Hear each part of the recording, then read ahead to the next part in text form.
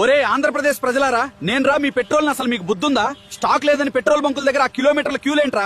అసలు ఈ కొరత వెనుక్కున్న నిజమేంటో చెప్తా వినండి. వాట్సాప్ గ్రూపుల్లో ఎవడో పనిలేని అంకుల్ పెట్రోల్ బంకులు బంద్ అని మెసేజ్ పెట్టగానే అసలు అందులో నిజమేంతో కనీసం బుర్ర పెట్టి ఆలోచించకుండా గొర్రెల మందల బంకుల మీద ఎగబడిపోతున్నారు.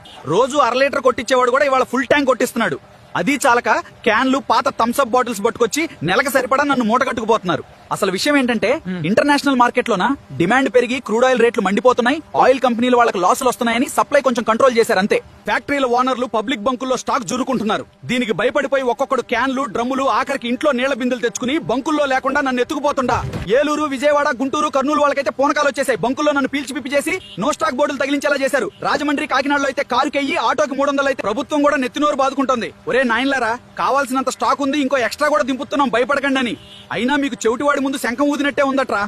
సోషల్ మీడియా పుకార్లు నమ్మి థమ్స్అప్ బాటిల్స్, పిల్లల పాల డబ్బాల్లో నన్ను దాచే కక్కుర్తి ఆపండ్రా. మీరు నెలకు సరిపడా ఎత్తుకుపోవడం వల్లే బంకుల్లో స్టాక్ అయిపోయింది తప్ప దేశంలో నా కొరత లేదా? నువ్వు బాధ్యత గల తెలుగువాడివైతే ఈ పుకార్ల ప్యానిక్ కాపడానికి వీడియోని మీ వాళ్ళకి షేర్ చేయి. అలాగే మన AI టాక్స్ ఛానల్లోకి లుక్ వేయండి. కంటెంట్ లో నిజంగా దమ్ముందనిపిస్తేనే ఫాలో కొట్టండి.